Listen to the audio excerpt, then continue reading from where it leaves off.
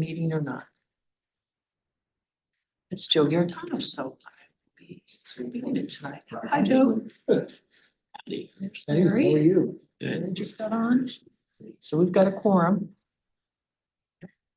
You're the next one over, but if you want to come sit next to us. I think I do like this side only because I want my back facing audience and door. Here. Are streaming on. Don's online, so we'll just put you right here. How about Scott? Councilmember Dowell, we are live on YouTube and we were. Okey doke.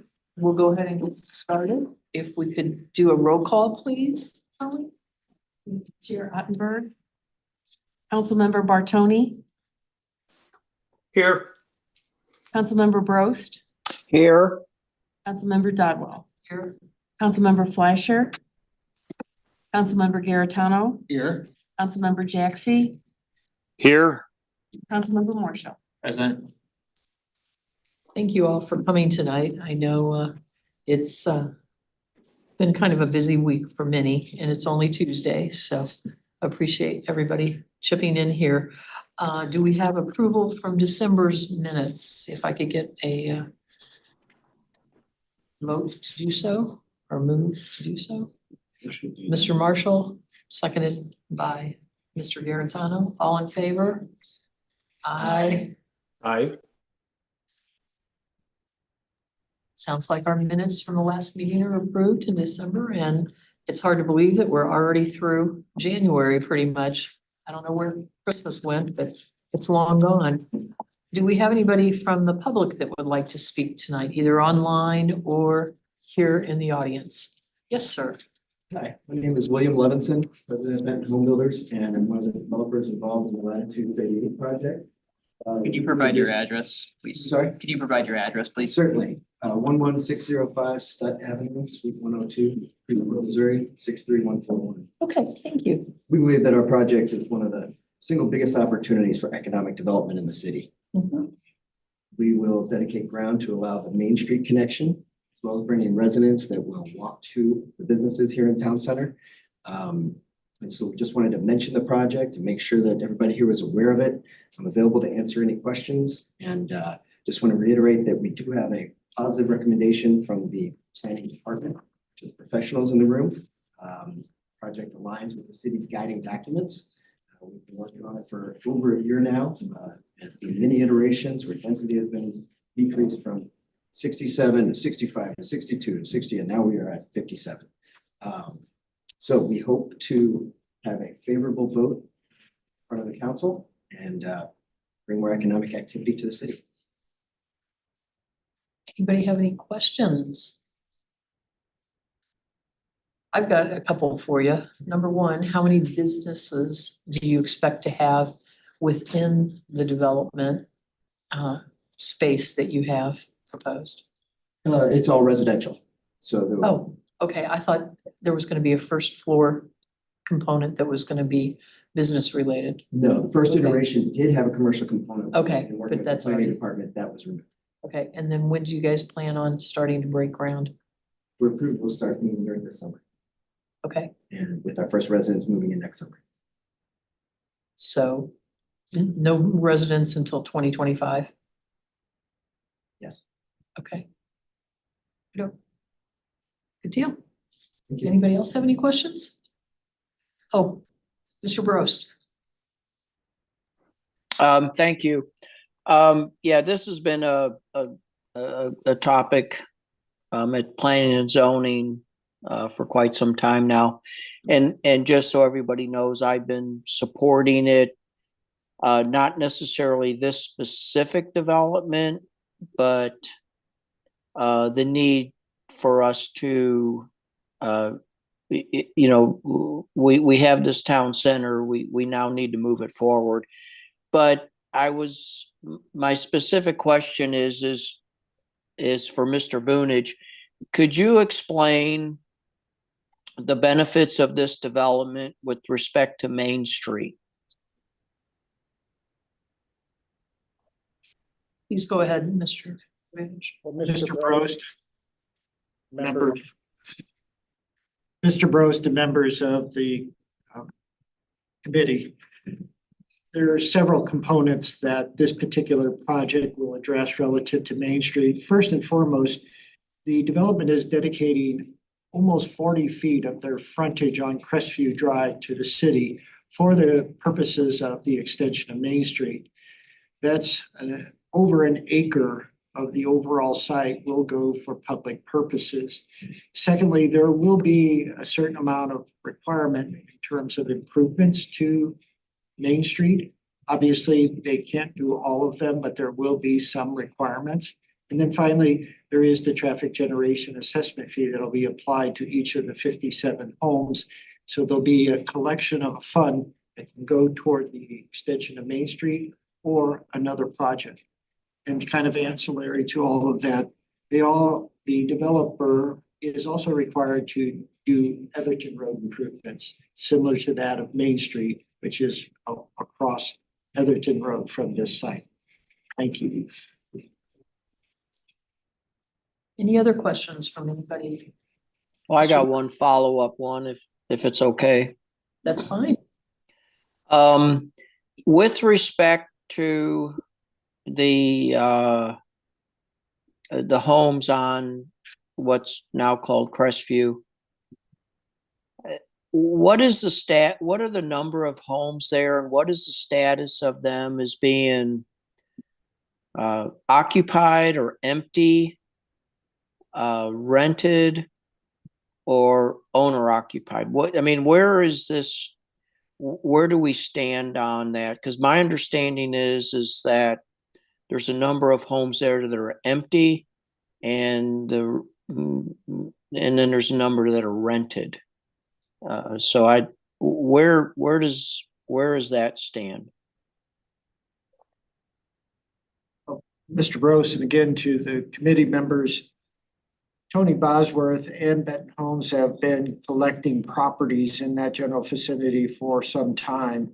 Mr. Bosworth actually resided on the corner there, that southeast corner of Etherton Road and Crestview Drive.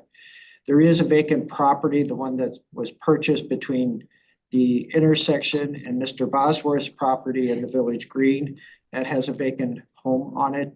Those that were purchased on Etherton Road, those are the rental properties at this time. And so it's kind of a mixed bag. And as you know, at the Planning and Zoning Commission meeting, we heard a lot about the rental nature of those existing homes and the problem at least one of them has created. Thank you. And then on the property that now McBride's not moving forward on, how many of those homes what's the status of the homes on that property? There are still a couple of owner occupied, but the majority of them, from what I've been told, are now rental properties. And again, we have a mixed bag there. Some are being maintained very well. Some are just as we would not want. They need repairs or just general maintenance to keep them consistent with what's around them. All right. Well, those are sort of leading questions, but I'm not sure if the members of the committee have toured the street, but it's not an improving situation. No. And I had thought that some of the homes were actually not even occupied, but so I would really encourage everyone to, I've walked the street and I've driven the street, but to really go out and take a hard look at it. And then also keep in mind that we do have the benefit that with gaining that 40-foot, I'm not sure what the right term is, easement or what, if we don't we may really regret the Main Street extension if we have to take like a little S turn to continue. And there's a real risk to that. And I think the city really needs to keep in mind that we have a real opportunity here to do a good job with the extension of our main street. So thank you. Thank you, sir. Any other questions on this particular development? It's public comment. Okay, I just thought I'd. Yeah, let's finish this topic. Yeah, are we finished with this discussion on this topic? I think we are. I think we have another public speaker if he would like to step forward. Sorry, I'm late. You're okay. I just wanted to mention, As I had Could you the provide your name and opportunity- address? I'm sorry, what? Could you provide your name and address? I'm sorry. Could you provide your name and address?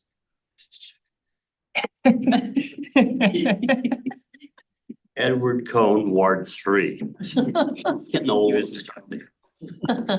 So yesterday I had the opportunity to visit, I think it's called, is it the Prairie? The Prairie Development in St. Charles, Mhm. which was another development, Billy Taylor, which are all rental homes. And I just wanted to say that I was impressed as to how well they're maintained and how well they looked. Granted, I have not always been in favor of non-owner occupied homes. My principal objection has always been that there's, in this type of development, there's not a resident manager on site. And that was my only real objection, that if there's an issue, there's always a delay with that third-party management. But the main point I want to bring up after visiting the same type development that Mr. Taylor has done, are you involved with that one as Yes, sir. well? It is extremely well done. And that's my comment. Thank you.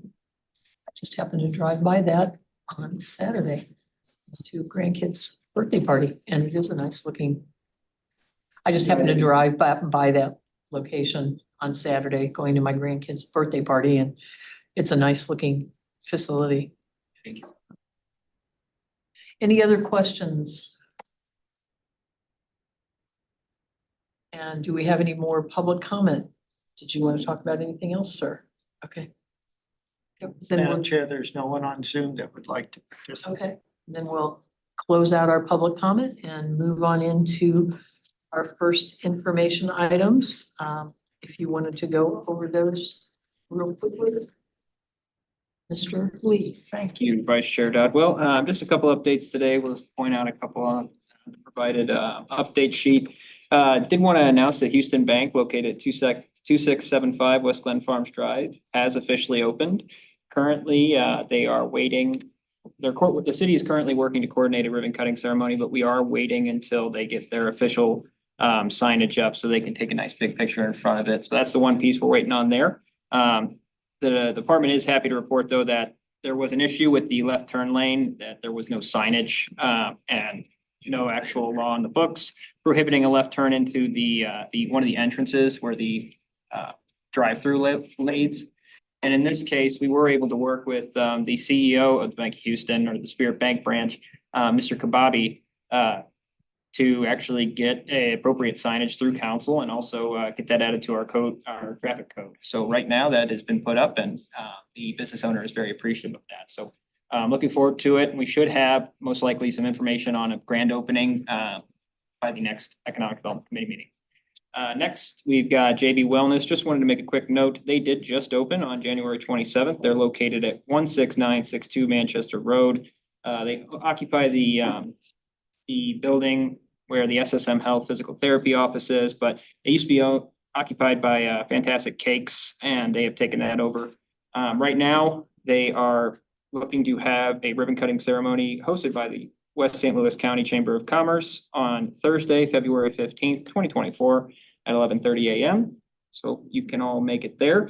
The next item I wanted to discuss was Code Ninjas. It has reopened over here right off Main, and they'll be having their grand reopening, if you will, on February 18th, 2024 from 1 p.m. to 4 p.m. It's not necessarily as official. It's just kind of a time where they're getting a class together and having people come in. It's in the same place. it Yep. was before. Same location. It has a new set of owners. Mhm. So they did originally close down and they found a renewed interest in the site. So that's good to hear. real quick note about Magnolia Soap and Bath Company. Thank you all to all that attended that ribbon cutting ceremony. Thought it was a really good turnout. So excited about them being open and being here in our town center.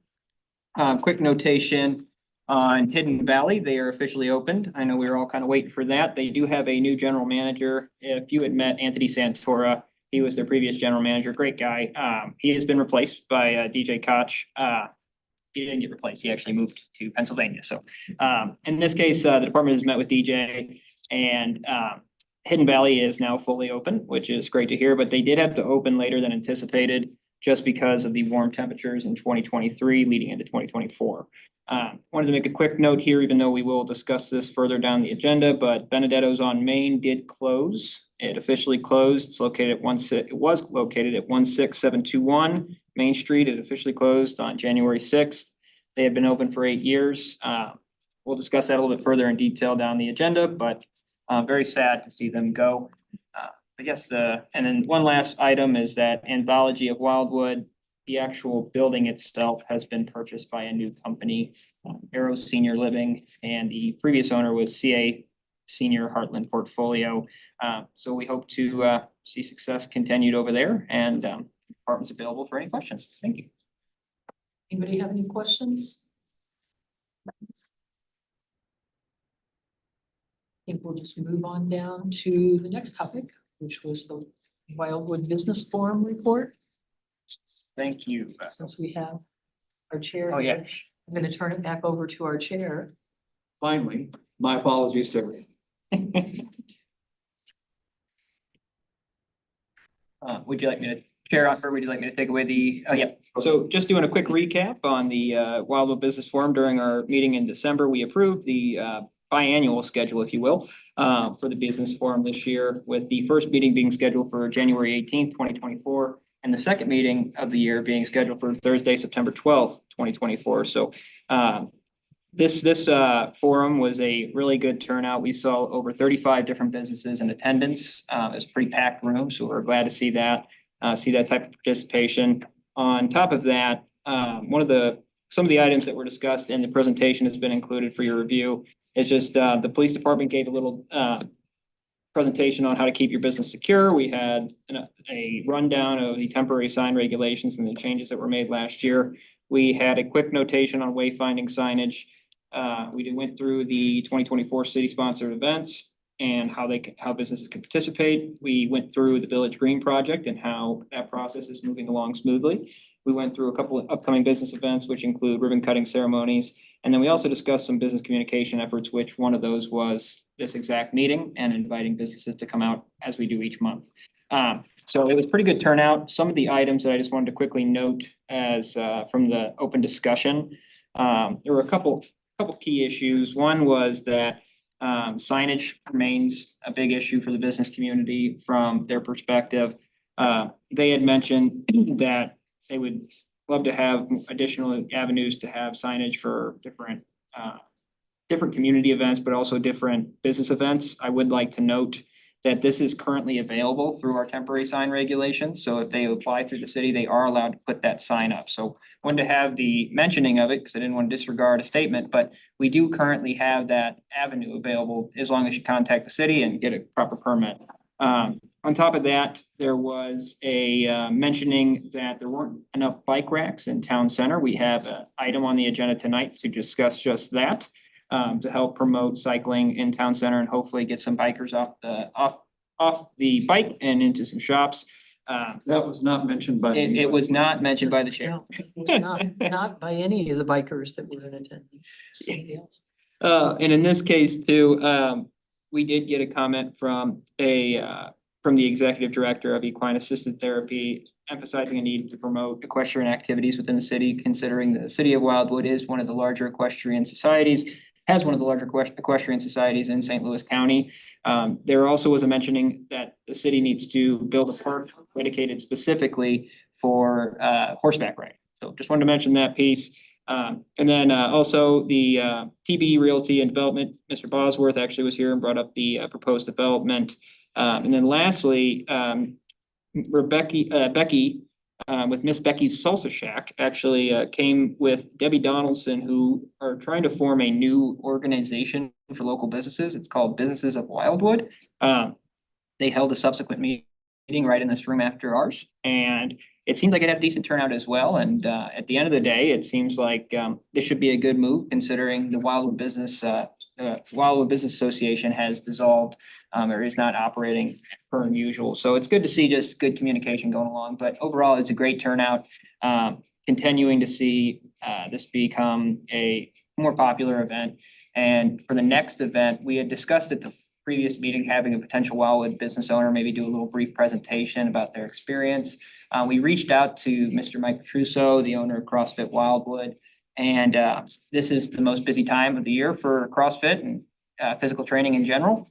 And it looks he said, unfortunately, he couldn't make it to this meeting, but he would in September plan to be there. So in this case, we would have him there and he'd be able to explain how he moved into that space and grew a business, especially from having just the CrossFit Wildwood to having SSM Health, having one physical therapist working out of a small area in that spot, and then also moving it to a whole nother building with now a new cafe smoothie shop coming in. It's kind of a great story, and we're looking forward to having his words at the next meeting. But the next meeting is on September 12th, 2024, and we're looking forward to hopefully having the same amount of participation we had this time. Pretty good. Thank you. Just a correction, it was Doug Zick, not Fick. Oh, yeah. So Whoops. Zick's Landscaping there. Yeah. Sorry about And he was the one who made the comment. Mhm. that. The firm will get that straightened away.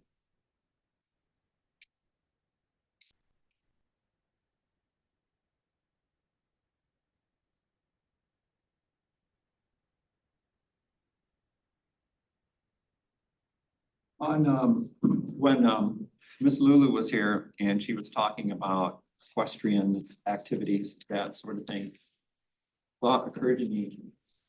Is it permitted to ride horses on our trail system, like our asphalt paths? Is that permitted? We've made accommodations for equestrian use at Bluffview Park. We actually even created a connector trail so as to make it easier to make the route, so to speak, and not go on Western Memorial Trail. State prohibits equestrian use of that trail. Okay, On asphalt trails, we have not precluded it, but most of the riders don't want their horses on asphalt. okay. Slim. So I wonder if Miss Lulu realizes that we have that option available to her. Does she know that, do you think? I don't know. I doubt that she's thought about that. I mean, that's kind of newer than what I think she's focused on. Okay, But I think it'd be great to let her know, So because at least you could trail her In there. the, maybe we put it in the Wildwood e-newsletter. And our next Gazette, just equestrian locations within city limits, that sort of thing. And maybe even list out who the equestrian providers are here in town. I mean, Miss Lulu does something very special, but there are other individuals here in town that run businesses that provide for housing for the horses and other things. with the permission of the chair and city administrator, obviously, we've advocated for Bluffview Park and we've made accommodations for equestrian use, and then city council authorized a half-mile connector trail for Greensfelder County Park also allows for equestrian use. The common complaint we hear on both facilities is that the mountain bikers are kind of, they have the numbers, so they have Taken the over. priority use.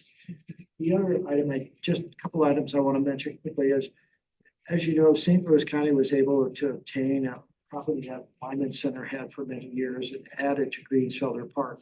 We talked to the director of the Department of Planning and Parks at St. Louis County about potential equestrian use, since it didn't have a use associated with it I don't know where that's gone. And then, as you know, we had a quick discussion at city council about Pertner Park and potentially doing some type of equestrian activity there. Ultimately, the decision was, is it probably didn't suit their needs, given the topography and just the difficulty of the terrain, but I want to assure you that the Department of Administration, Department of Planning and Parks understand their role in the city and will do our best to help. I'm sorry, I'm supposed to just be operating. No, that's good. That's good. Thank you. Another question, Mr. Vunich, is there not still an equestrian trail through Homestead? Didn't we do a chip trail through that whole big old field? Yeah, good memory.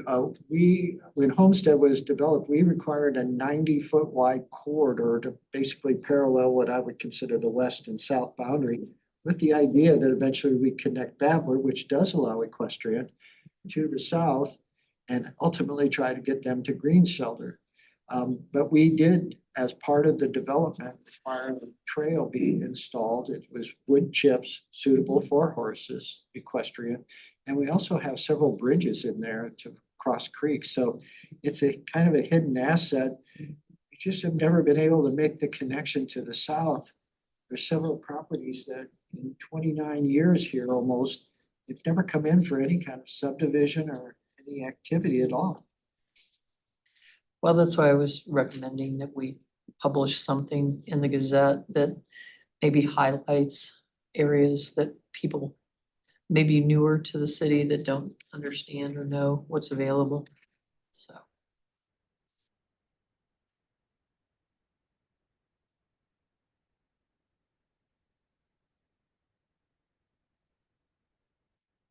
On the topic of the bike racks, so you and I had a short follow-up conversation on that late last week. Where do we go next with that conversation? We have it on the 4 action item. Oh, okay, I'm sorry, I'm getting ahead of you. Oh, you're okay. Yeah.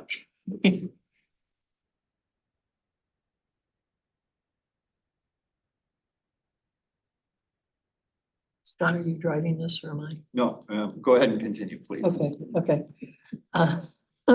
Why don't we move ahead then with our ready for action items and review the wayfinding signage pilot program. I think we all had approved something at the last meeting, I thought, or. It was kind of more of I think it was a discussion topic that we had, but we didn't have something as, I would say as concrete as we do right now. Okay. In this case, the Planning and Zoning Commission recently passed over its final recommendation that will be going to City Council here in February, on February 12th, to endorse practically a pilot program for wayfinding signs to make their way into city, town center anyways. In this case, the recommendation pretty much is broken up to a different couple parts. It would be a pilot program before we would actually separate in this really what wayfinding signage is, and we've provided some conceptual drawings from 2011. So the reason why I put the date on there was specific because they are old. But that is kind of an idea of what they are. You can almost think of it as more tasteful, big signage that you would have, coming off a highway to tell you what's going on, but it's more tasteful and it's unified. It has one logo, one look, if you will. It has the Wildwood logo, but can still help direct different traffic and direct people to businesses, especially visitors, that might be trying to make their way around town. In this case, with a lot of endorsement from the business community, especially during our business forum that we held here, it does seem that, this is something our businesses really have been pushing for. On top of that too, there is a way to do this by also, if you do it the right way and make the signs look the same and all cohesive, all uniform, it can add aesthetic value to the streetscape and the department's opinion. That being said, what the overall goal here would be is if the program is successful, this would potentially create a town center that has different districts that can create a little bit more community character. And how the pilot program is kind of set up is to hopefully identify 1 or 2 of those districts off the bat and see how successful it is. And the 2 that were discussed at the most prevalently, and one I added in there just as, kind of food for thought, the downtown district being where we're at right now, but having that signage being out on 100 to hopefully drive people in from the major thoroughfare. The Route 66 district would be kind of collapsed by the end of Manchester going into Highway 100 by the gas station and Schnucks. And then on the other side where Highway 100 is near the fire department as well. So those are kind of the two popular ones that were discussed, but I also added the college district as well, just because we have the YMCA right over there. We have the St. Louis Community College Wildwood branch over there. Both of those are, pivotal pieces to our community. So just making sure that those also potentially would be added to a slate at a further date. But right now, it does seem like the Route 66 district and the downtown district were the most popular. In this case, how it would be put out is that if it was approved by council, we would slowly start portioning funds, getting the designs created, obviously, to get them updated from 2011.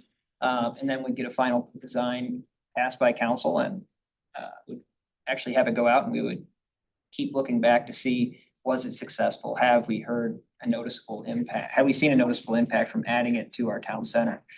So at this time, what the department's asking for tonight, as we go into that council meeting with this recommendation on the table from the Planning and Zoning Commission, is pretty much a favorable recommendation to proceed with the pilot program from the Economic Development Committee, or just a sign of support for the pilot program in general. And the department is available for any questions at this time. And I know Mr. Vunich here has a lot of information on this, as well as it's been a discussion topic a couple times. Thank you. I'll we move ahead with the pilot program, but I want to make sure that our first step in that program is the design of the signs, and a concurrence, at least at council level, of what the signs will look like, so that representing all residents within the city. I'll second that. Discussion. I guess the other question would be, since once we get the approval, we're gonna try it. Wouldn't it be in our best interest to try it in the heaviest traffic area? So that you get more comments, more people seeing it than, say, putting it out in an area where we don't have the same traffic count. I mean, I know everybody, well, we ought to put it over here, right? But if we're gonna do it, I would think we'd want to get the most visual exposure and do it right, instead of just tucking something away, like putting it over by the community or the Y or the college. Doesn't seem to have the traffic. I mean, Windows 9 is big, but I would think you would probably have more traffic in front of town center. Yeah. Just a thought. And I think that the Planning and Zoning Commission was kind of figuring the same thing there. They were, I would say, the most popular, and Mr. Bush, please correct me if I'm wrong, but I would say the most popular location was on the highway leading into town center, that left on Taylor or that right on Taylor, depending on which direction you're heading on 100. That was, I would say, the most talked about place, just because it's right there. It's kind of the entrance, if you will, to town center from the rest of St. Louis County. And then would there be one at 109 and Manchester? In this case, that's really should. Ms. Dodwell, I think the idea is to do the minimum number of signs. And the direction, I think the Planning and Zoning Commission was headed was the downtown area. So we could build off the wayfinding sign that was done as part of the Great Streets project. Okay. Complement that, and kind of, as Mr. Lee mentioned, bring it in from Manchester Road at Taylor Road Roundabout, from Route 100 at Taylor Road intersection. Okay. And then do something internal along Main Street.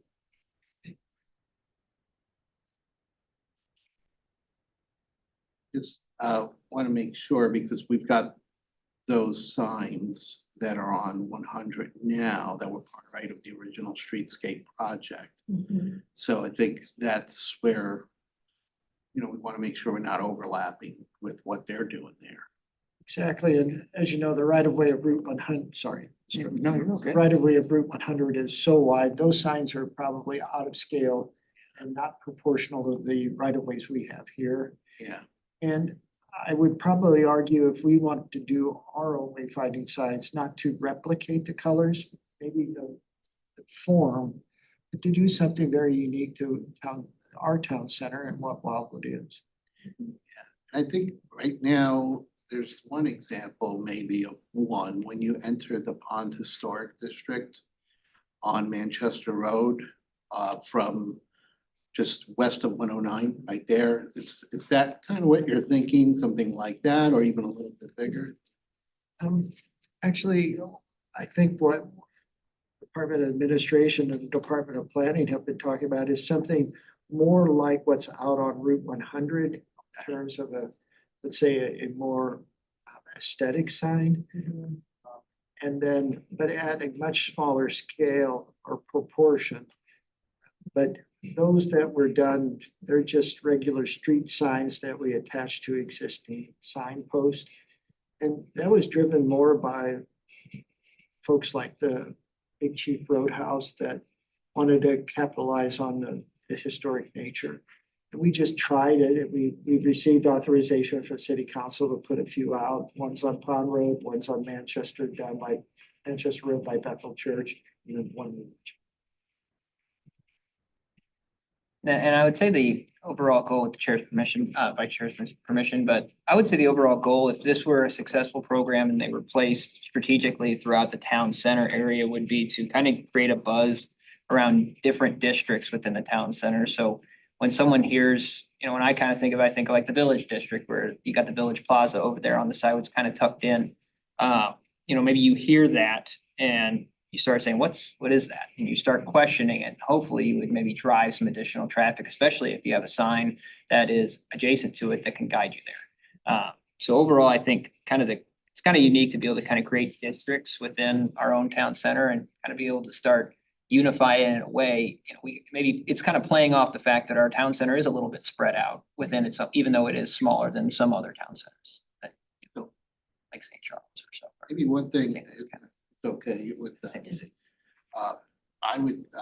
I've thought about is, and I think many of you can relate to this, is that it's been lost, I think, over the years of what is town center and where it is versus where it's not.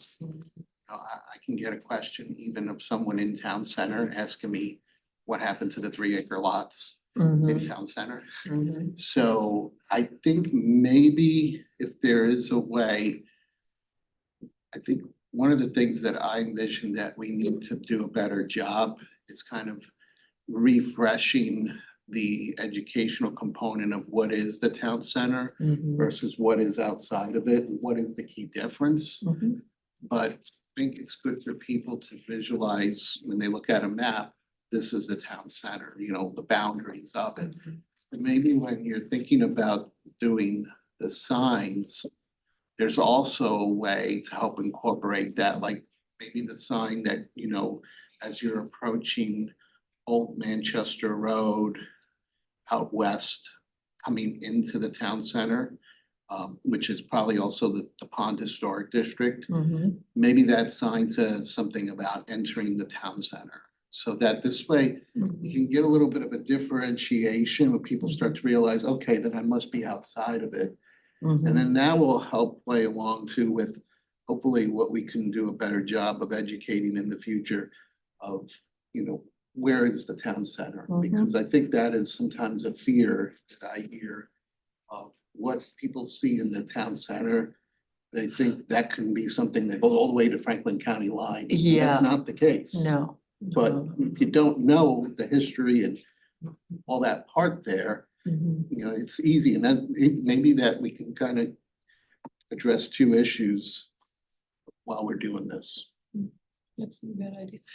I might also suggest that we put this in as an article in the next Gazette, so that we inform our residents and maybe let's not do the satellite photo of town center because we'll lose everybody. Let's, try to see if we can make a very simplistic with the major roadways identified clearly as to this is town center area, so that it's simplistic for your standard resident, because they're not going to know the difference between red area and the green area and the blue area necessarily. or they don't even need to know each of the parcels within the town center and how they're divided up. They just need to know in general, this is the area of town center. This is what it's meant to be. With Melanie now, the capabilities on the GIS. Mhm. She can do a lot with Some that. sharp maps now. Mhm. And just from an aesthetic, I'm interested, just from an aesthetic phase, would you say that it would be more beneficial to have the town center represented with the topography kind of shown underneath, but with the major thoroughfares highlighted, or would you say something where it would be like literally like almost like a cartoon image, not a cartoon, but like more of a picturesque image with those major thoroughfares Yeah. ran? I'd say more number two myself. Just so that they can put a simple picture in their head as a resident of Wildwood as this is town center. And not get distracted by all the details that we look into when we're working here. I think it's a good comment though, because that's one of the things, so people still think that any development going west is all gonna be commercial. Yeah. That's just not gonna happen, but they keep saying, Mhm. we don't want commercial development there, we don't want that. Yeah. Unfortunately, the commercial development we have can't keep going. Yeah. You know, Mhm. I think that'd be a good idea to try to break it out where you can see the. And I think that's the thing, we have a name for the area of the town center, Mhm. but maybe we need a name for the part that's outside of town center, so that there is, The wild and wild. you know, or something like that. The that's safari sort of, area. You know, It's the neighborhood edge. No, well, what, that'll confuse her. Yeah, that will uh-huh. we'll need experts to figure Yeah. that out, but I think that might help. I think it's a Because good then point. people can say, well, I live in town center, but Mhm. right now they don't have a way to Mhm. describe if you live out on Fox Creek Road Yeah. or the Shepherd Road. It'd be nice to say that, because I think that is where the differentiation's needed. You know, we have it's gotten gray instead of being Well, black we and already white. have those designated areas with the markers that we put together. I don't know, 5, 8 years ago, et cetera. And just marking some of those areas in the more rural parts of town. We keep the history of where they've been and can continue to tie them into where we are now. Well, maybe it's food for thought. I mean, we probably are going a little way Yeah, off of the. yeah. But we have a first and second, so we just need to vote now, right? Yeah. If we could take a vote. Yes. By all means. That's Vice Chair. Oh, okay. I thought you were running it now. Yeah. Okay. Either I'll- way. I'll take it. I'll take it. All those in favor of moving forward with the wayfinding signs? The Aye. Aye. Opposed? Abstain? Looks like it passed. Thank you.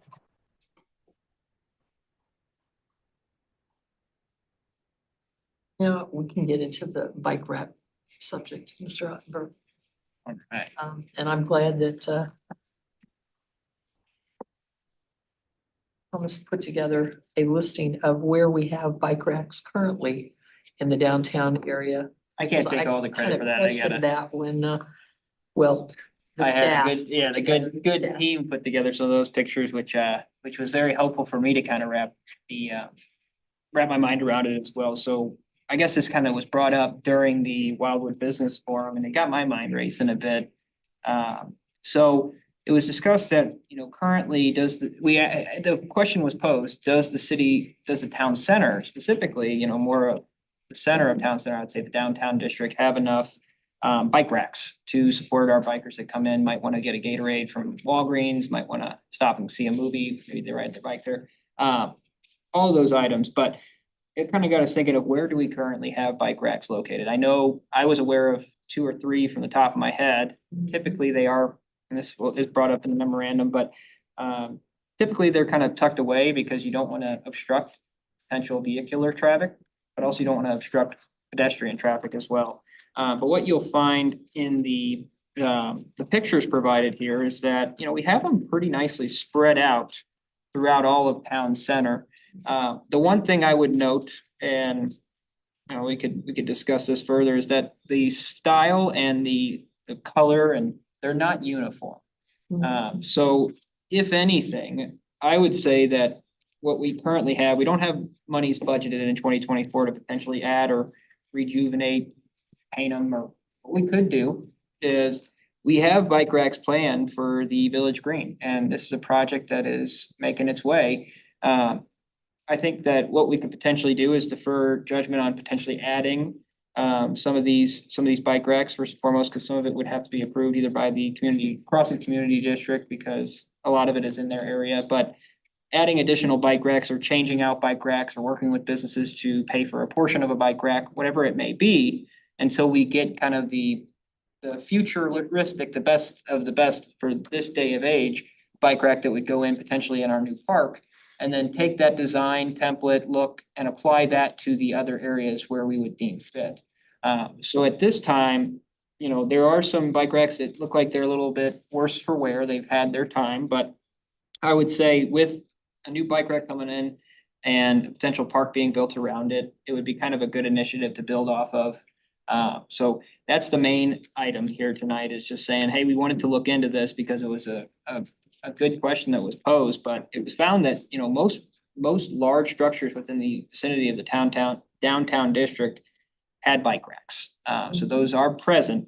It's just, you know, a question that also was led is that, you know, are there better bike racks out there? There are some that, the ones that are shown in these pictures, some argue that they could scratch a nicer bike, the frame of it. I know Councilor Rottenberg rides bikes. I know that might be a big piece there, but Yeah, just to sort of, I guess, dovetail into what you are mentioning. So this is a nice recap of the bike racks, and most of these are of what I call kind of like a wavy design.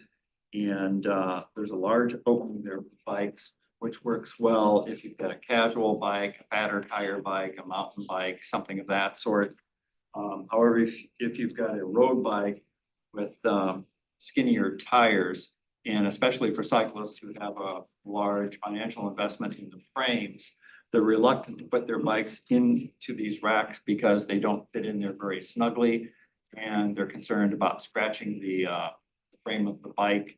So many of them are reluctant to use these types of bike racks. You know, they're looking for something that they can slide the wheel into, and there's a rather tight, snug fit so that the bike isn't going to be wobbling in the frame. Is that something similar to what's in front of Deerberg's? It's on the third page in the back.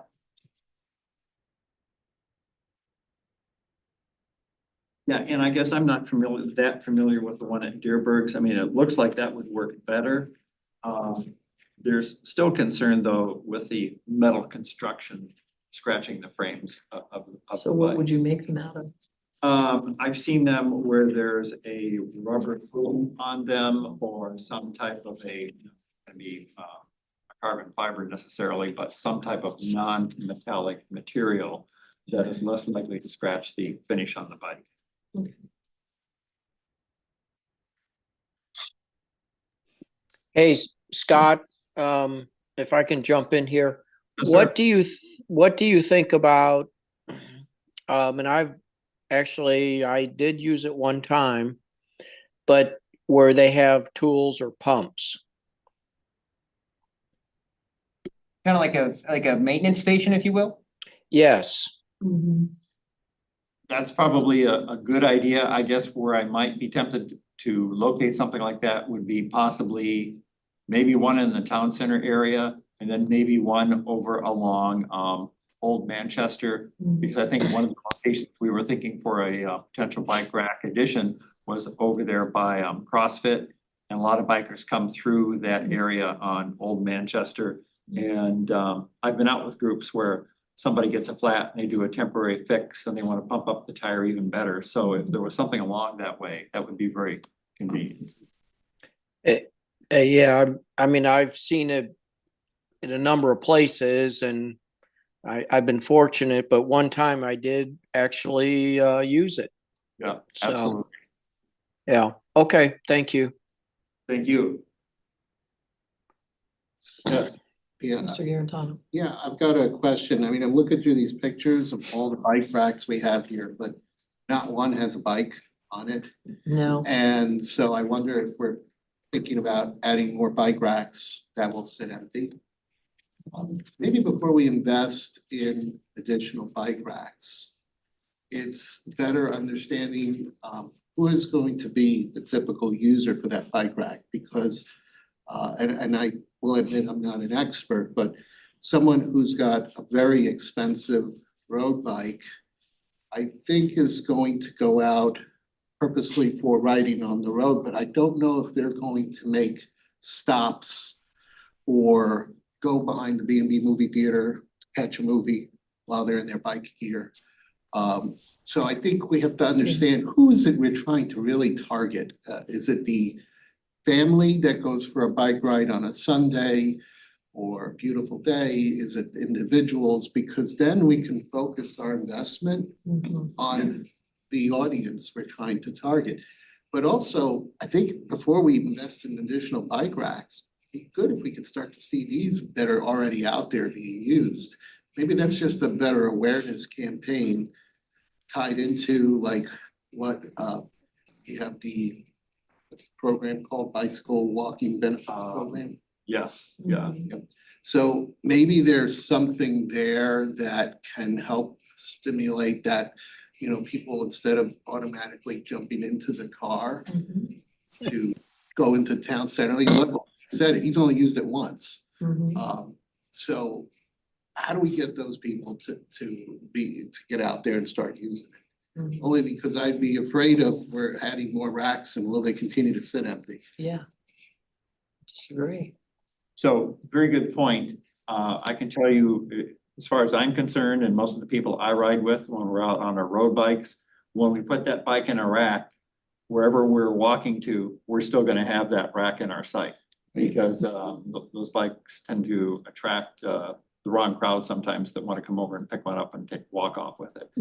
So we're not gonna, we would be unlikely to park it somewhere where it's gonna be out of our sight for any length of time. This is more for your family bike riders. Right, the- yeah. With the kids and the. And I think it would be good, maybe if the city might explore an event, Bicycle Sundays in Wildwood, where you can get groups of people that can go for leisurely rides on Sundays, like along the trail on 100. That might get people just into the habit of starting to ride bikes. And maybe that'll then start to splinter off where they're then, going to, then let's get lunch at, Panera, wherever it is. Whatever's still open. But maybe we can do some things to get people to start using it more. And I think we have to create that environment. Maybe we can do, just like we do a race, we do 5Ks, we do the frozen feet run. Maybe there's a little something that we could do, a leisurely bike event like that. City administrator, did anyone check over by the Mexican restaurant to see if there was a bike rack? over Yeah, we went over there. What was on here, we checked the immediate vicinity. Right, So there was no other bike rack over there. okay, What all we right, could see. thank you. I think there is one by Panera right there. Oh, there's, the Panera's one's on here. Panera has one. Yeah. Oh, you said, Out toward the yep, parking. that one's Ellisville one number, time, years ago, started a bicycle share program. I remember seeing an Ellisville bicycle there for weeks and weeks sitting there. Mhm. I think it ventured over slow. Okay, I think at this point, we're going to continue to monitor the bike racks. Hey, And Katie, can I jump in 1 second here? go ahead, Larry. Yeah, I just want to say that I think whether we're talking about putting people in seats in restaurants or riding our bikes to town center, we have the same issue. We need people. Now, Scott, like we have hybrids and we have road bikes, and you can imagine the road bikes are more expensive.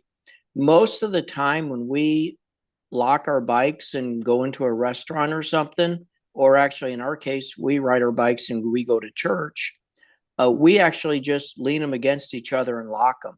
Because sometimes we feel better about that.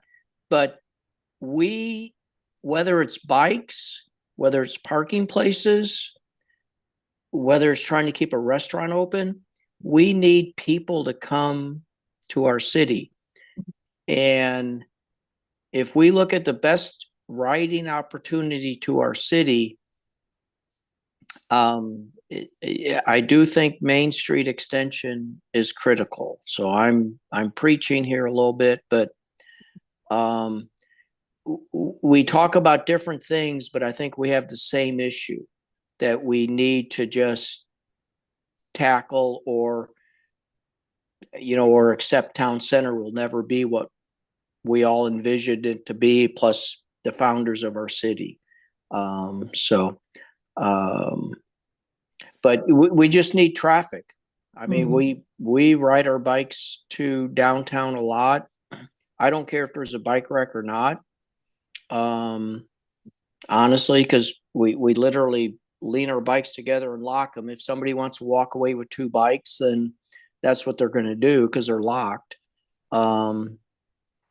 But I just think we need to have a purpose for people to visit our town center.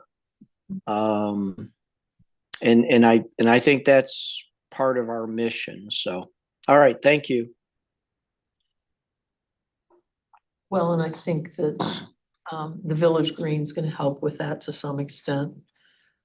Hopefully, the residential No. components that we're adding in here will be coming post haste, so that there's some people who need to use the businesses closely in town center.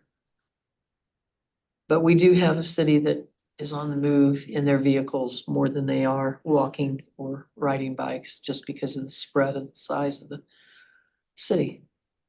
So, maybe, yes, sir. one note, just to kind of pull the thread through on what I was talking about.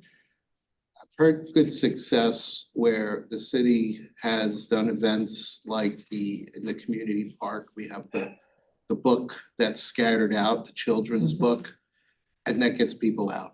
And I think right now, the Cabin Fever Hike has modified itself to a program where people go out and do it themselves over a period of time versus that one-day event when we had the tent. So I would say we want to focus on the bicycle theme. We can put together some event, because spring is right around the corner. Then you're gonna start getting those beautiful days that's gonna, warm up, but not too hot. That maybe we can do something like that, and we can coordinate some kind of ride, and maybe there's an incentive there. If you complete the ride, you get a free ice cream cone or something like that. You could, I think maybe we could see how that kicks off. Because if we can set the conditions in the environment where people feel, oh, there's gonna be extra police monitoring any crosswalks. There'll be, maybe there'll be a couple of 1 or 2 rest areas where there's some bottled water for people. We can try to see if that helps to create, I think, the habit, so that when people do it, they end that day saying, hey, that was fun. We should do that again next week. It wasn't as long as You I know, thought it was gonna be, or as hard as I thought it was gonna be, and the kids were having a good time and that kind of stuff. Yeah. And we can have the stops or the end at a place where there's bike racks, so that this way people start to see how we have these opportunities there. Well, I'd want them to end someplace here in town center. Yeah, So that and they there- can walk over and get an ice cream. We can do that. I would say let's focus on at least seeing if we can do something like that. Because it'd be unique. I don't think I've heard of any other city that does something like that, but it's geared to bicycles and Other than hopefully downtown St. families. Louis's night bike race. What do you think? I think that's great, yeah. The other thing I was thinking about, I think the only person I knew that did it was Paul Wojciechowski. He used to ride his bicycle to town center to get on the bus to go to Clayton. where he was an engineer. Mhm. I just wonder if most people just rule that out because they don't think about him. He was so avid of a bicyclist. Mhm. But that's how he used to go to work. I can remember him being over at Town Center, putting his bike on the front of the bus and go to Clayton for his meeting, then he'd come home that way. So I just wonder maybe sometime in the newsletter or something, just talk about the fact that that could be done. You know, I'm sure, I don't know if all the buses have the racks on them or not. They're certainly not full of people. But it might be one more way of people looking at it, so. Are we kind Yeah. of in another task for communication and economic development to take on? I think We're trying to put together this kind of event that would also include our Parks Department. Well, a question could be like, we have the Tour to Wildwood. Could we maybe since we're gonna be working, bike focused on that, that obviously is probably for a little bit more avid bikers. Could you maybe, and I know that's more in the fall, but maybe it's something where you run it concurrently with that, but there's more of a entry level option on the same day. So it's a little different, but it has the same type of effect. You already have the bike presence of it. I think that could potentially work and have a scavenger hunt that's focused on bicyclists, but The only problem with that is that's taking us into the fall and it'll be one bike ride for a family and then winter hits. And so I think we're trying to think of something springtime-ish, but if we don't have the staff to either put together something like that or man it, then we do. Springtime is probably when you would want to do this, correct? Because we're still planning on doing the tour to Wildwood in the fall. You could look at May or maybe even June. Or maybe you tie it into a concert, ride your bike to the concert. The only worry I have is that it's dark by the time the concert's over. Yeah, that's kind of the but- problem. I don't want us, I sat there and I heard her ask that question about where the bike racks were. I don't want us to overthink this thing.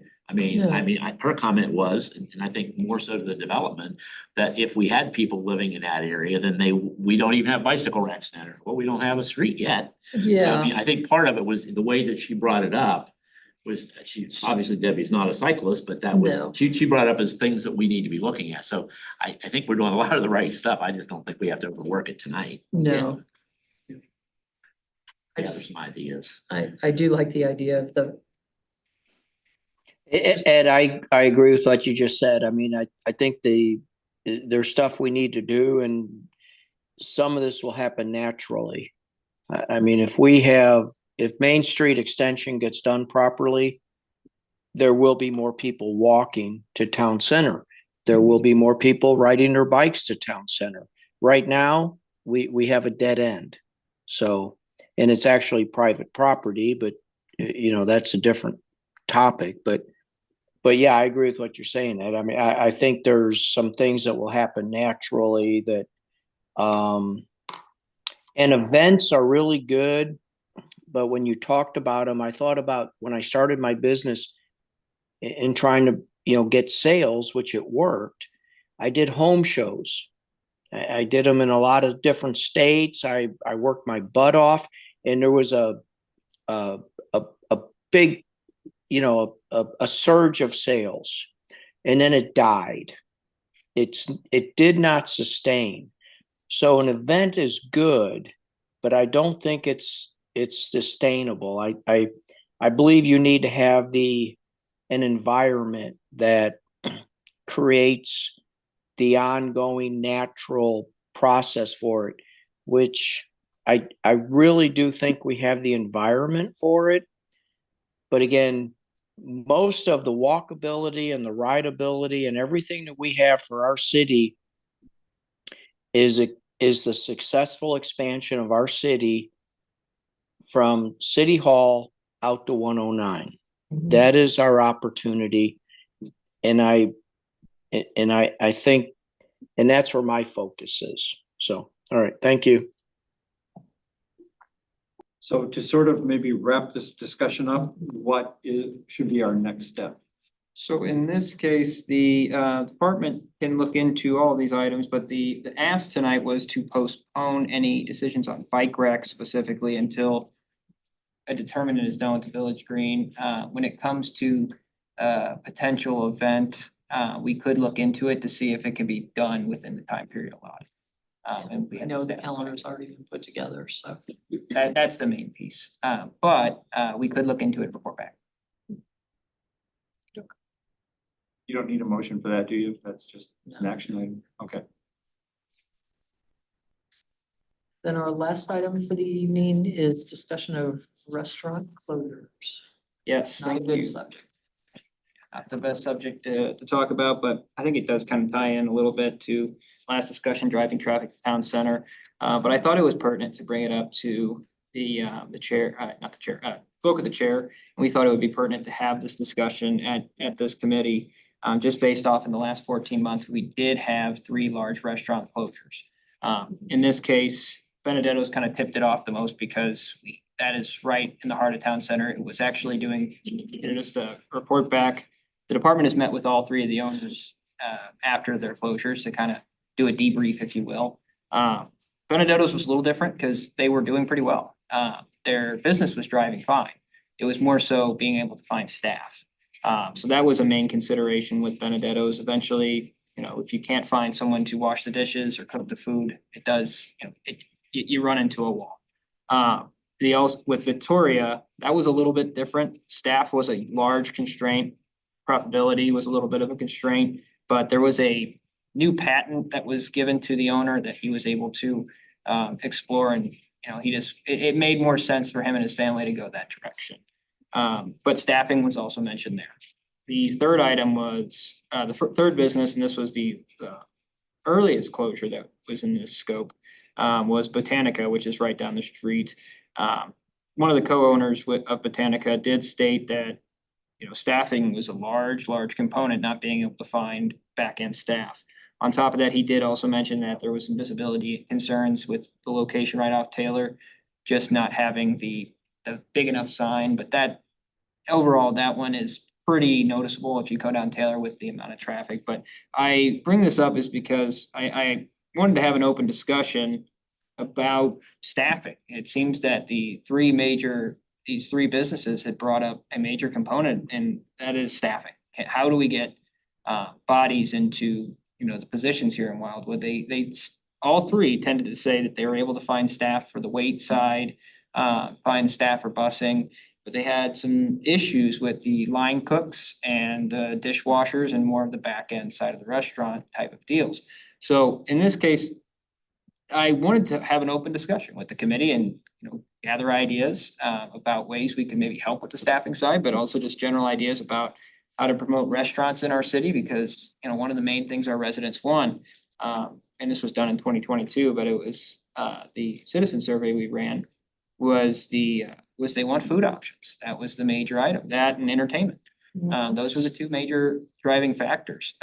So in this case, wanted to get feedback, but also just an idea is potentially reaching out to Lafayette, reaching out to Rockwood School District specifically, and reaching out to the community college to see if we could do like a part-time job fair or something to, or at least encourage them to do that type of work, because then at least at that point, we can start maybe connecting potential workers that could do at least part-time with these businesses. So there's a pool that's in close proximity.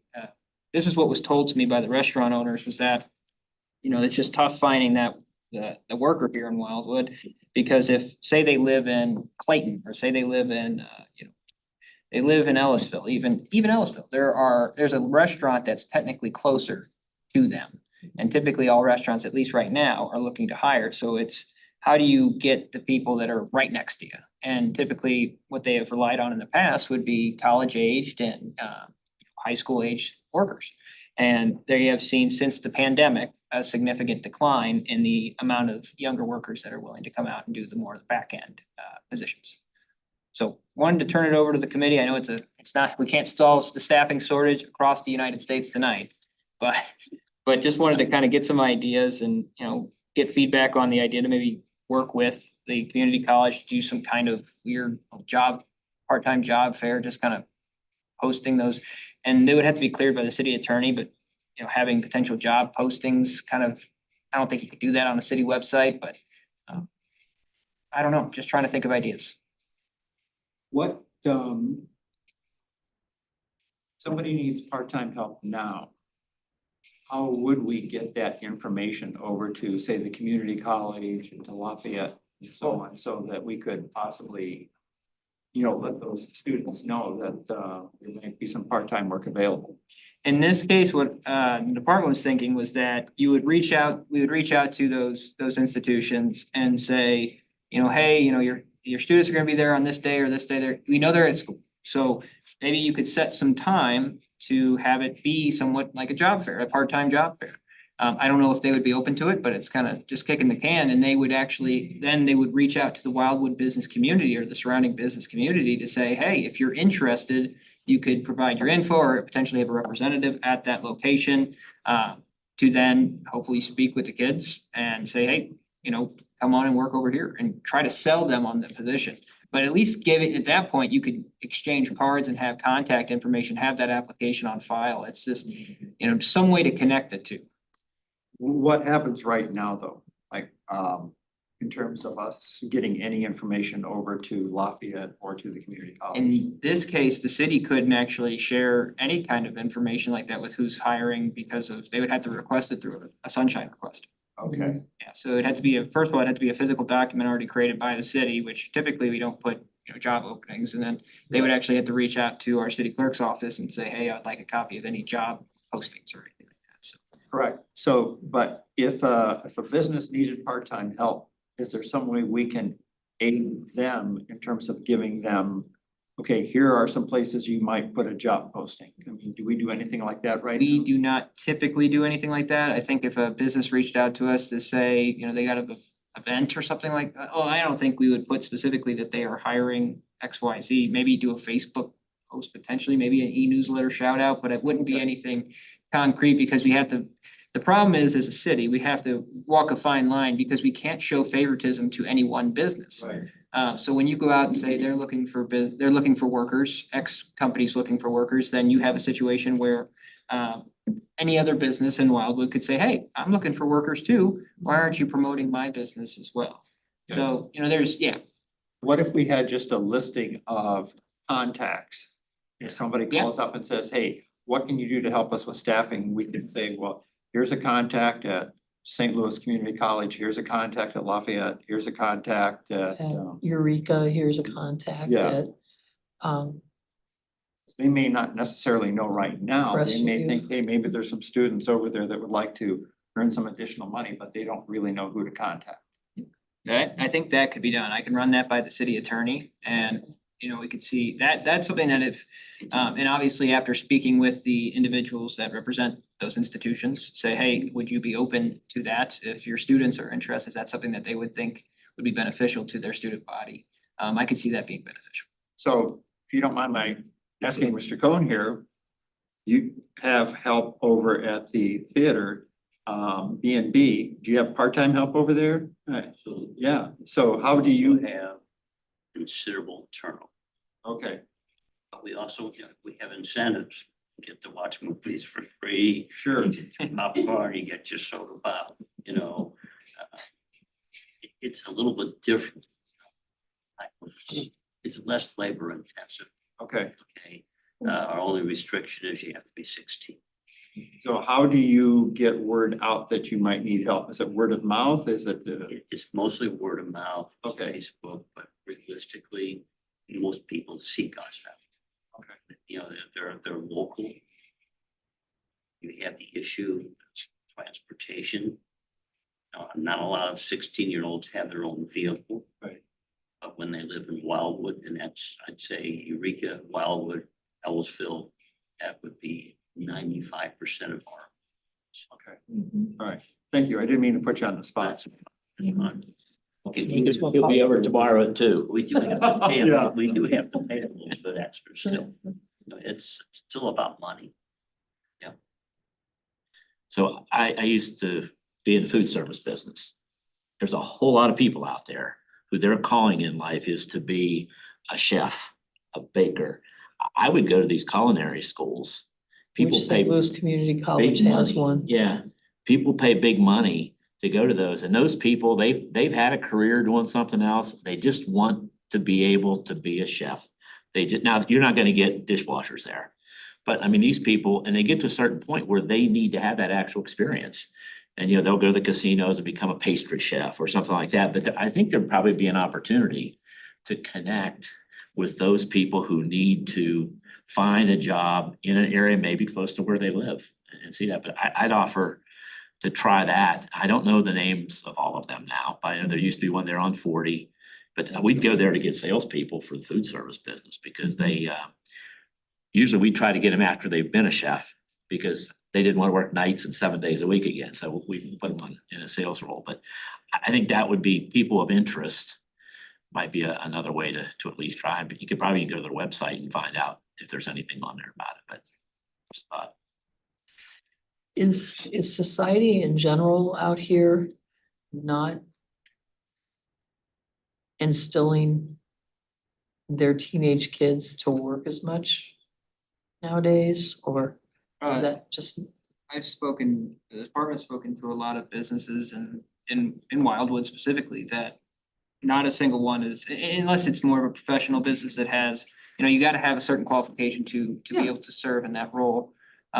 Which typically they're able to find because the wages match it. But in this case, when it comes to the more of the, like the job groupings for 16 to college age individuals, staffing shortages are very real in the city of Wildwood, retail and or consumer side. Yes, it's something that's pretty much mentioned every time the department would meet with someone. Have we talked to either the community college or the high school counseling staff? No, in this case, no, the city has not, but that's kind of trying to drive up some creative ideas to see if that. Yeah, I'm just thinking.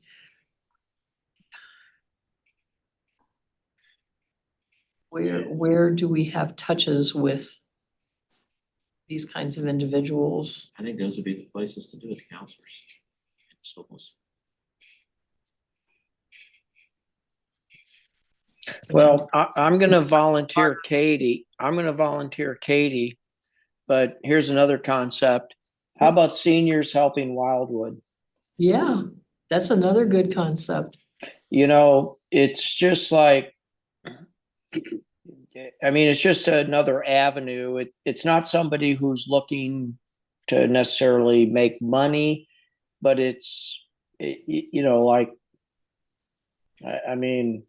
One day a all- week, they could come in and.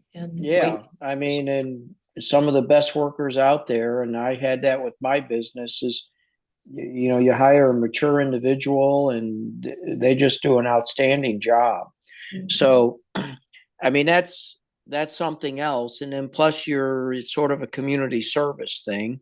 I volunteer at a couple different places and I'm fairly reliable. And my price is right.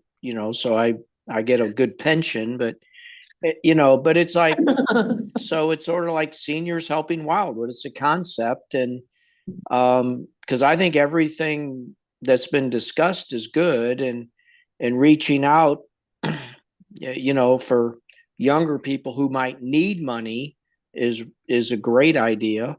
And then, but for older people that might, it's sort of a function of giving back. We have a lot of people that really love Wildwood. Mhm. And we have a problem right now in our downtown area. So Colonel Jaxie, I think he's good for 3 days a week. Well, that looks like a nod. Yeah. He's got some grandkids, they can go to work. So I actually happen to know a teacher at Lafayette. And he knows a couple of people there.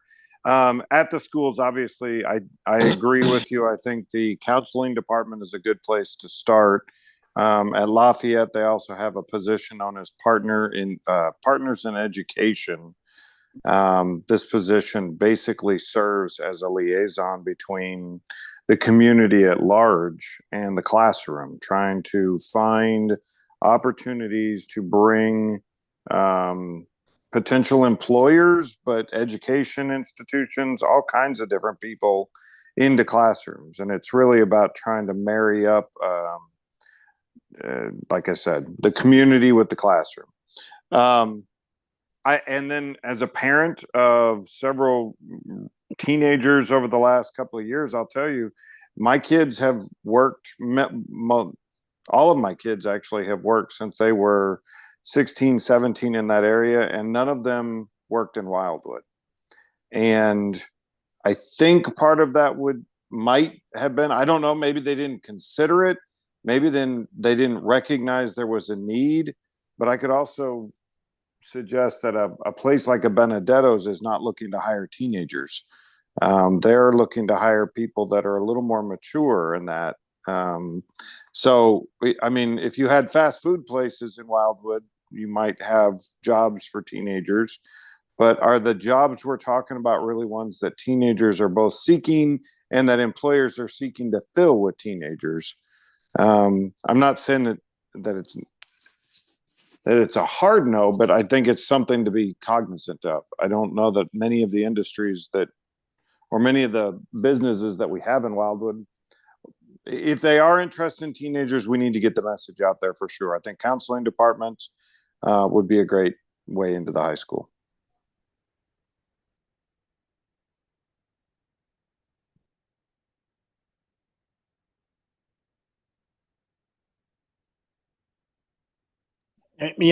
And Tom, I just coincidentally happened to run into the fact that Benedetto's is essentially reopened in Chesterfield.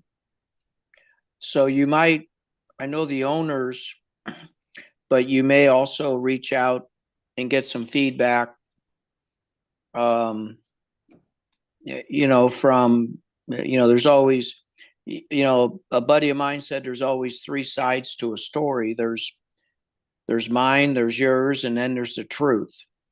But you might reach out to them and also get an insight, because they sort of transplanted from one location to another, and minus the like, I don't want to say the owners, but so I don't really know what happened at Benedetto's. But that was one that was sort of it. I'm not quite sure it was just staffing. I think there was more to it, but you might reach out to them. They're in Chesterfield Valley now. They've essentially many of the same people. So. Larry.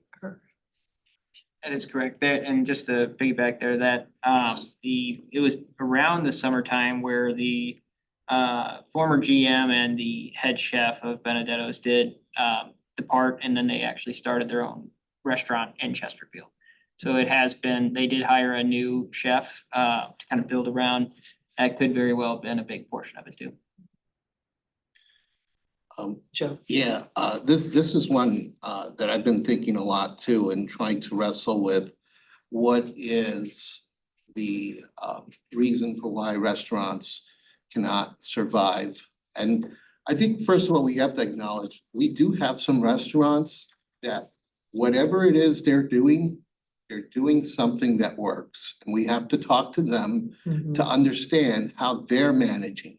So, you go to Parkside Grill, or, you've got Wildwood Pub and Grill, Letty Lou's, El Magway's, Vallarta, Big Chief. I think I've named the Thai Bistro and Sunny Street Cafe. So they've got something that's working, and we need to understand what it is that they are doing that seems to be working well. But on the flip side, we do have experience as a city with restaurants that have closed. And so you mentioned three that were on your list here, but Benedetto's, Victoria Botanica, but we had Llewellyn's, We had Kraft. If you want to count Miller House, that's a Mhm. possible one. Imogene's had the Tea Room, Jack in the Box, Big Bear, Yenching, Fire Nutrition, if you want to count their drinks, Indigo Joe's, Table 3. Papa Murphy's was a takeout place. Stonewolf, remember the steakhouse? Yeah. That was there. We had Lion's Choice that Nice. quietly went away at the gas station. Benedetto's, obviously, we talked about already. There's definitely something there that each one, I think, has their own unique story. We know the environment changes, so we know that there is an issue today. One of it is around labor. But when I think about it, if there is demand, the supply will come.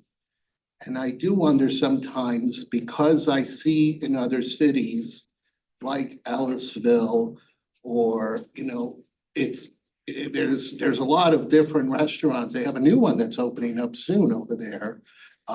That is on Clayton Road, Salt and Smoke, I believe. And so I think of that and I say, well, why couldn't we attract something like that here? Why did they choose that location? Why didn't they consider Wildwood? And, you know, I think if you put yourselves in the shoes of a business owner, they want to be around the traffic. They want to do that. And so they're going to see that they're probably more successful in that area there than here. And so then, just through selection, we don't end up getting being at the top of the list, because they're going to want to go somewhere else where there's a better chance of success.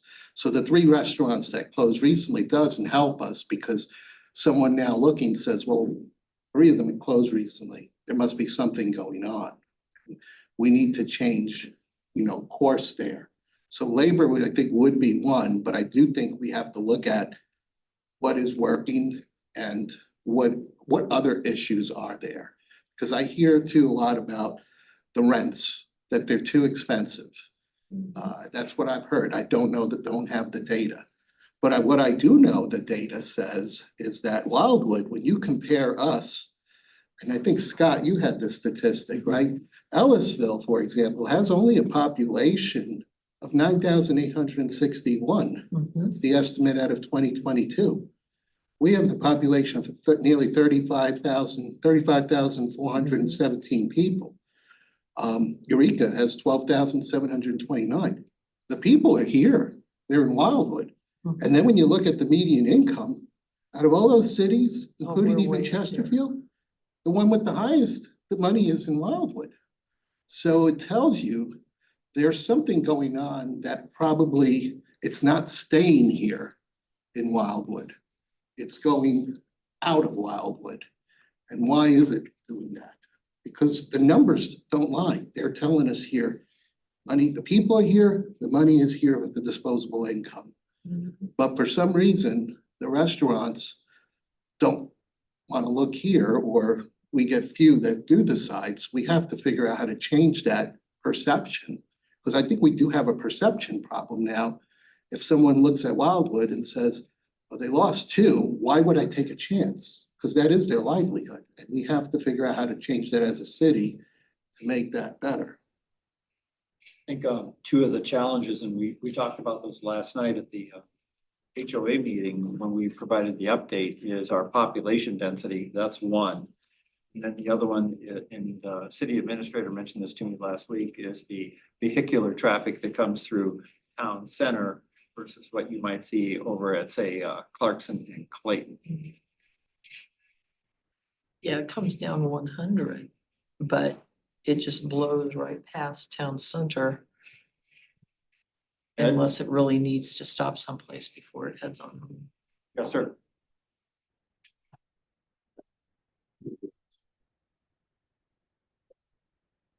Our property in Wildwood roughly 40 years ago. And I approached many national businesses to locate. And the first thing to look at is the demographics. When I talk about demographics, it's not a population of 35,000 people. That doesn't mean. What's in a 3-mile radius? How many people live within 3 miles? What's the traffic count? Okay, so within a 3 mile radius, if we don't have at least 10,000 people, they're not even gonna look at us. Next, they're gonna ask me, what's my visibility? If I'm driving down Highway 100, do I know there's a restaurant? Granted, we're talking about wayfinder signs, but that's not what is going to attract a national, and this is a very important word, credit tenant. So everyone I approach, I started with Kroger for crying out loud, trying to get him out here. That's how long ago I've been working on this area. And when you talk about salt and smoke going at Clarkson and Clayton, you cannot compare the traffic count, the stoplights, the visibility. I mean, they got the supermarket anchored center and everything else around it. It's not a perception of Wildwood. It's quite simple, the economic demographics that we don't have. Now, if you really want to get people out here, there's a simple solution. You take Babel State Park, you take Rockwood Reservation, you take the Greenfellow Reserve, turn that all into residential. Make it all 10,000 people. And by golly, we may start getting the demographics. Of course, that is ridiculous. That is not That's never going to happen. But we just don't have, like Starbucks. Starbucks has outgrown that location. They'd love to be maybe closer in the town center. But if they do that, that spontaneous buyer of coffee is not going to know they're there. Wayfinder signs are good, but it's not going to say Starbucks. So my whole point is, we got a real problem. Not to mention, when we talk about restaurants, there's no lunch trade. We don't have a center of businesses. There's not an office building, where we have all these workers who need to go someplace for lunch. Will we get an office building? Will we get a high-rise office building? Yes, as soon as we build the outer belt, which is why Wildwood got to be here in the first place against the outer belt. So we're really have a difficult situation. What you need is to find a restaurateur who is unique, probably is from Wildwood, wants to have his own restaurant, and that people will say, wow, that is a great farm-to-table restaurant. I will drive 30 minutes to get it. That's what I'm saying. Think, and you make good points there, because I mean, we can't forget that Wildwood is very unique when it comes to our cities, and there's some things that we're never gonna trade, because otherwise we lose that identity as a city, preserving those spaces and, like things like that. And so those might be some boundaries or guardrails we just know we are never gonna be able to change. And we have to figure out how to work with what we have. I think we have to see, because it is a big demand from folks. They want some options, and we hear it in the surveys, and we do a lot. But those same people have been coming and saying, I want my 3-acre lot in town center. Well, Indigo Joe's a good example. They were doing fine up until the medical place in Old City Hall. When they went to the valley, they lost 100 and some people, but maybe 20 of them had lunch there every day. I mean, that's just killed Indigo Joe's. Couple of weeks, they lost that lunch business. It wasn't the Friday, Saturday night business. They could stay full for that. Okay. And not to digress, but there's that one building that is the former PNC Bank and the old City Hall at one time. Why does it look like nothing's happening with that building? It just sits empty, it looks like. There is currently somebody that actually, Exelec Technologies currently occupies the one side of it, but they technically work from home. They just keep renting it out and have their servers maintained there. The PNC Bank has been a eyesore and has not had any traction because it fits a very particular interest, and that interest is for a suitor that is a bank. But it does have frontage to Highway 100. So if you talk about that visibility from a main thoroughfare, that's one major piece. I can add, last time I talked to the owner, PNC Bank is still paying rent. Yes, that is true as well. Which tells me why they're not motivated to do anything. The thought is they're paying rent and keep an empty storefront, and that doesn't help the city. It doesn't help at all. What else do we have for this particular topic? Because I don't think we have a terribly good fit or solution at this point.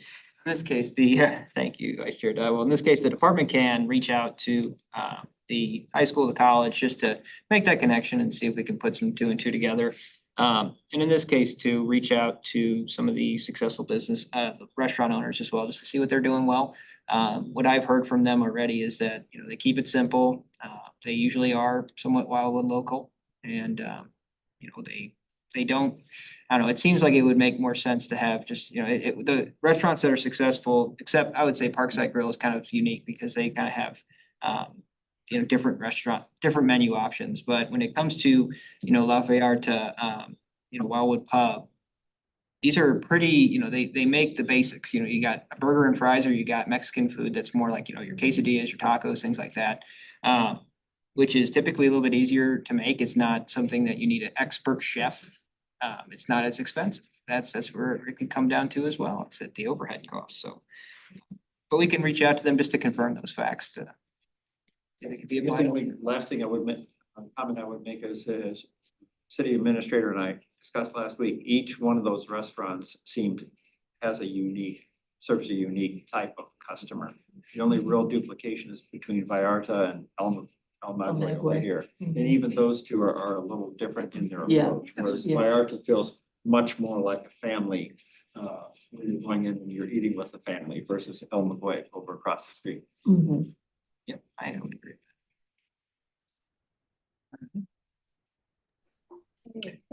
I'd just like to throw in that, Ed, I appreciate you coming tonight. I enjoyed hearing everything you had to say. So thank you. Ed, we'll have to make you an honorary member of this committee. I'd like to speak under miscellaneous, if I may. Absolutely. Now the time, In this case, can we, so, yes. oh yes, We're just move into miscellaneous. moving into miscellaneous.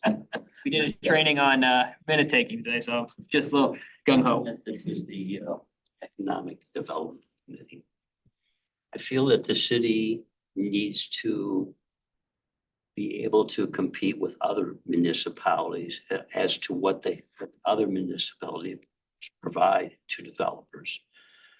In particular, one incentive that the city could incorporate that won't cost any money. I believe it's, Joe, maybe help me there, or somebody else is. I think it's called Chapter 100. So Chapter 100 gives the developer the ability to avoid paying sales tax on construction materials. This won't, for instance, there's a new apartment complex being built in Ellisville. I think it was the Moore Cadillac dealership. The city of Ellisville voted in favor of giving them Chapter 100, so they don't have to pay sales tax on all those construction materials. And when you're talking about a $60 million project, that's quite an incentive. And it's one, again, I need to emphasize, does not come out of our taxpayers' pocket. So I was hoping that there's some way that we could get our city, I guess it's the city council that would have to instigate that, to, you know, even the playing field with other municipalities. So when a developer comes, they'll feel that Wildwood really wants to work with them. So my whole point is, please consider incorporating a Chapter 100 type legislation, you know, to help developers make the numbers work, get the rent down to a level also as well, because it's expensive today. Thank you. Thank you. I've got another for miscellaneous. How are we coming on our new? We've gotten 3 applications so far, and yeah, not as many as we'd like. So we're pushing it out again on LinkedIn and Indeed. So the hope is to get, you know, we want to get 10 to 15 applications in so we can really take a bite, and, you know, I really want to make sure that this is a good fit.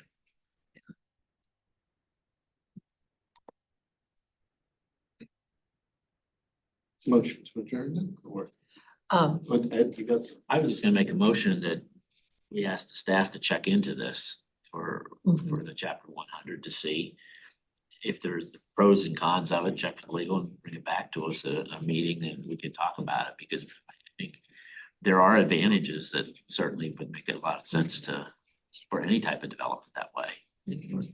well, I don't know that we can make a motion. To ask them to If- look into it. It wouldn't be a motion. I'd say let's put it on next month's agenda with details on what it would take to have it occur. We'll put it on next month's agenda. So just item for discussion. Absolutely.